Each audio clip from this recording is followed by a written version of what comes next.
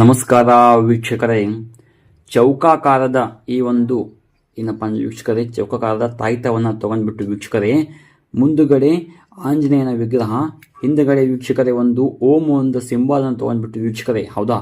ಚೌಕಾಕಾರ ಅಂದ್ರೆ ವೀಕ್ಷಕರೇ ಒಂದು ತಾಯ್ತ ವೀಕ್ಷಕರೇ ಸಿಗುತ್ತೆ, ತಾಮ್ರದ ತಾಯ್ತ ವೀಕ್ಷಕರೇ, ಹೌದಾ, ತಗೊಂಡ್ಬಿಟ್ಟು ವೀಕ್ಷಕರೇ ಇದರ ಒಳಗಡೆ ವೀಕ್ಷಕರೇ ಸ್ವಲ್ಪ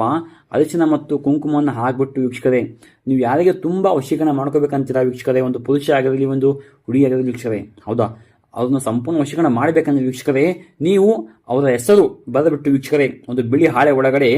ಈ ಒಂದು ತಾಯ್ತದ ಒಳಗಡೆ ಹಾಕಿ ವೀಕ್ಷಕರೇ, ಹೌದಾ, ತಾಯ್ತದ ಒಳಗಡೆ ವೀಕ್ಷಕರೇ ಏನಪ್ಪ ಅಂದ್ರೆ ವೀಕ್ಷಕರೇ ಬಿಳಿ ಹಾಳೆ ಮತ್ತು ವೀಕ್ಷಕರೇ